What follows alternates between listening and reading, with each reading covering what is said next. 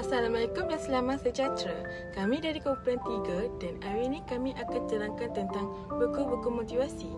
Seperti yang kita tahu, buku motivasi memainkan peranan penting dalam meningkatkan semangat diri serta membentuk pemikiran lebih positif dalam kehidupan seharian. Saya Sofia, diikuti oleh rakan-rakan saya, Ain, Afizah dan Norjan yang akan menerangkan tentang buku motivasi yang sesuai untuk pelajar sekolah. Semoga pembentangan kami dapat memberi manfaat dan kefahaman kepada semua. Nak berjaya dalam pelajaran dan hidup, buku ni kunci untuk semangat yang hilang tu. Baca sekarang untuk ubah hidup esok. Kejayaan tidak datang dengan mudah. Ia memerlukan semangat yang konsisten dan mentaliti yang kuat. Jadi, buku ini sesuai untuk sesiapa sahaja yang mahu mengubah masa depan mereka, khususnya kepada pelajar yang ingin membina asas kejayaan sejak dari awal. Membaca buku ini bermakna kita bersedia untuk menghadapi cabaran, belajar dari kegagalan dan terus bangkit dengan lebih kuat. Saya pernah melalui fasa kemurungan dan hilang semangat untuk teruskan usaha, tetapi selepas membaca buku Motivasi Memburu Kejayaan oleh Dr. Mazna Hamid, saya mendapat serba sedikit semangat dan panduan untuk bangkit semula. Saya juga telah menyelidik latar belakang pengarang dan mendalami isi kandungan buku ini, serta membaca testimoni pembaca yang lain, menunjukkan keberkesanan buku ini dalam membantu membina motivasi yang membuatkan saya yakin mesej yang disampaikan sangat relevan dan bermanfaat. Pertama, buku ini membantu kita untuk mengubah pemikiran negatif kepada pemikiran positif. Penulis buku menekankan bahawa kejayaan bermula dari fikiran. Jika kita yakin kita boleh berjaya, kita akan terdorong untuk berusaha. Contohnya, Datuk Dr. Mazna Hamid sendiri bermula tanpa pengalaman, tetapi dengan pemikiran positif dan semangat yang kuat, beliau berjaya membina upaya perniagaannya. Buku ini mengajak kita untuk membuang sikap saya tidak boleh dan menggantikannya dengan keyakinan serta tindakan. Saya telah menjelaskan bahawa buku ini membantu kita mengubah pemikiran negatif kepada pemikiran yang lebih positif yang merupakan asas penting dalam mengajar kita untuk mengejar kejayaan. Seterusnya saya akan terangkan bagaimana buku ini mengajar kita tentang memberi dorongan dengan membina keyakinan diri dan tidak takut untuk menghadapi cabaran. Kedua, ia memberi dorongan untuk membina keyakinan diri dan tidak takut menghadapi cabaran.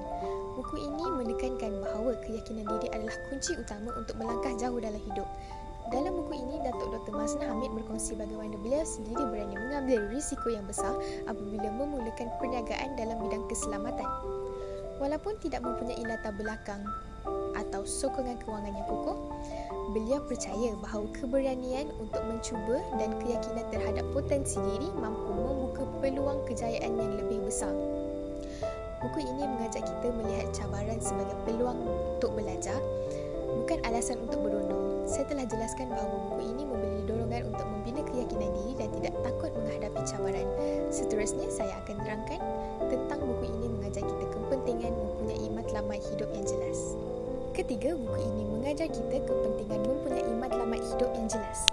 Buku Motivasi Memburu Kejayaan menegaskan bahawa tanpa matlamat yang jelas, kita mudah hilang fokus dan semangat. Datuk Dr. Mazna Hamid menjelaskan bagaimana beliau menetapkan matlamat kecil secara berperingkat untuk mencapai kejayaan yang besar dalam perniagaannya.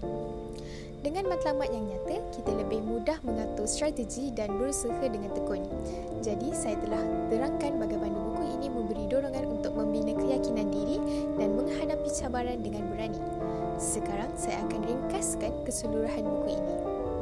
Kesimpulannya, buku Motivasi Memburu Kejayaan bukan sekadar membimbing kita untuk mengubah pemikiran negatif kepada positif, tetapi juga memberi sokongan untuk membina keyakinan diri serta keberanian menghadapi cabaran. Lebih penting lagi, buku ini menekankan kepentingan menetapkan matlamat hidup yang jelas agar kita sentiasa fokus dan berusaha ke arah kejayaan. Jadi, bagi sesiapa yang ingin mula membina masa depan yang cemerlang, buku ini adalah panduan yang sangat bernilai untuk dibaca dan diamalkan. Ingat, setiap kejayaan besar bermula dengan langkah pertama. Jadi, tunggu apa lagi? Mari kita buru kejayaan bersama. Semasa saya berumur 17 tahun, saya tidak akan lupa pertama kali saya menduduki peperiksaan SPM. Hari di mana keputusan bagi peperiksaan ini akan menentukan jalan hidup atau masa depan saya. Hari ini, saya akan menceritakan tentang sebuah buku bertajuk Signature Jalanan oleh Tema Abdullah. Saya memilih buku ini kerana ia menceritakan tentang liku-liku pelajar-pelajar di sekolah dalam persiapan mereka untuk menghadapi peperiksaan SPM. Saya pasti kamu semua juga nanti akan menghadapi peperiksaan ini. Mungkin dalam beberapa tahun lagi, dan kamu juga boleh mengambil pengajaran dari buku ini untuk menjadi lebih baik. Secara peribadi, topik ini sangat berkait rapat dengan saya kerana saya pernah ada di posisi mereka, seorang pelajar sekolah yang mendapat keputusannya agak teruk semasa peperiksaan percubaan dan berjuang untuk belajar hanya kerana untuk lulus dalam peperiksaan SPM. Pertama, buku Signature Jalanan ini mengetengahkan cara perjuangan untuk mencari erti hidup dan jati diri. Dalam buku ini, salah satu watak utama iaitu Ben, seorang pelajar pintar yang sering dibanding-bandingkan dengan kakaknya berasa stres. Jadi, Ben mencari cara untuk mengurangkan stres dan untuk mengalihkan perhatian.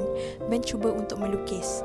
Melukis membuatkan Ben menjadi lebih yakin, mudah untuk menghafal dan secara tidak langsung ia menjadi salah satu bakat yang paling dibanggakan olehnya. Jadi melalui kisah Ben, pembaca dapat melihat betapa pentingnya ketabahan dalam menempuh jalan hidup yang dipilih. Kini, mari kita lihat pula bagaimana nilai persahabatan memainkan peranan penting dalam perjalanan hidup watak utama. Kedua, persahabatan menjadi elemen penting yang membantu watak utama bangkit dari kejatuhan. Contohnya, semasa Joe hampir mengalah untuk belajar untuk SPM, Oki tetap memujuk Joe untuk sentiasa berusaha sehingga Oki sendiri sanggup menggadaikan masanya yang berharga untuk mengajar Joe dalam subjek yang Joe paling lemah, iaitu matematik tambahan. Ketiga, buku ini mengajar kita tentang nilai kesedaran diri. Zack walaupun tegas dan kadang-kadang kasar, Zack akhirnya sedar bahawa sikapnya menyinggung perasaan rakan-rakannya yang lain, terutamanya Alif.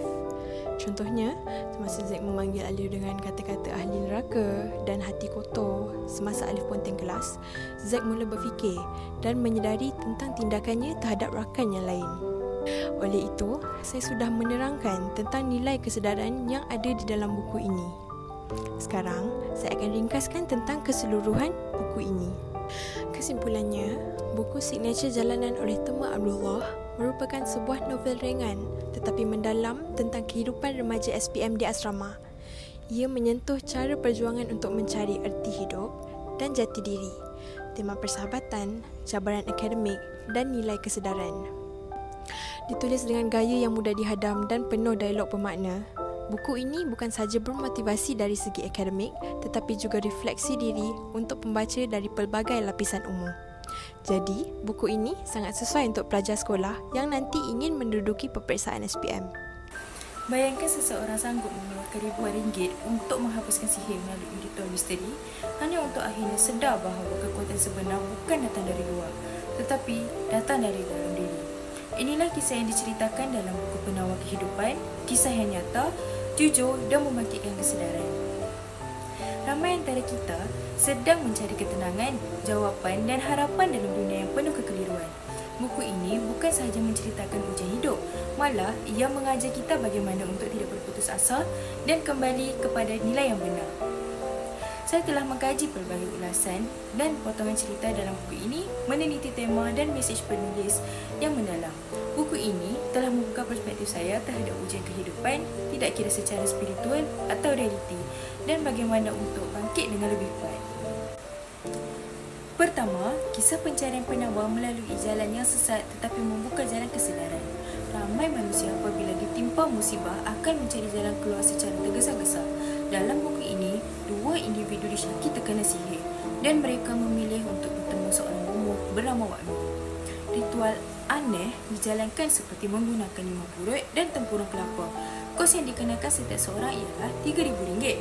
Namun, ritual tersebut tidak menyembuhkan. Sebaliknya, mereka terus hidup dalam ketakutan dan keraguan. Hal ini menunjukkan bahawa apabila manusia putus asa dan memilih jalan pintas tanpa memikirkan kesan jangka panjang, mereka lebih mudah ditipu dan dipesongkan. Saya telah kongsikan bagaimana manusia sering tersilap langkah dalam mencari jalan keluar daripada masalah, khususnya ketika terdesak. Seterusnya, mari kita lihat bagaimana kesedaran dan motivasi dalaman mampu membawa seseorang keluar daripada kegelapan itu. Kedua, perubahan hidup yang lahir daripada motivasi dalaman selepas ujian getih. Salah satu kisah menyanyi hati dalam buku ini tentang seorang wanita yang mengalami kemurungan mendalam. kehidupan rumah tangga yang porak-poranda. Masalah kewangan dan perasaan tidak berharga membuatkan dia hilang arah. Pada suatu ketika, dia ingin menyerah dan menjauhkan diri daripada semua orang, termasuk Tuhan. Namun, segalanya berubah apabila dia mula mendapatkan rawatan profesional dan bimbingan agama. Dengan perlahan, dia membina kembali kekuatan dalaman, bukan melalui keajaiban atau mimpi, tetapi melalui kesedaran, zikir dan sokongan emosi yang stabil. Tadi kita telah lihat bagaimana kesedaran dan bimbingan rohani mampu membina semula kekuatan dalaman seseorang. Seterusnya, saya akan kongsikan bagaimana masa dan ujian hidup sebenarnya boleh menjadi ruang yang terbaik untuk kita memperbaiki diri dan berkembang sebagai insan yang kuat. Ketiga, refleksi tentang masa dan bagaimana ujian adalah peluang untuk pertumbuhan jiwa. Penulis menyentuh soal masa secara sangat jujur. Beliau bertanya, adakah kita dalam pembahagian masa yang Allah beri 24 jam sehari? Ramai antara kita terlalu sibuk dengan kerja dan hiburan sehingga melupakan bahagian masa yang sepatutnya untuk diri sendiri, keluarga dan Tuhan. Buku ini juga mengajak pembaca melihat ujian hidup bukan sebagai hukuman tetapi sebagai peluang memperbaiki diri.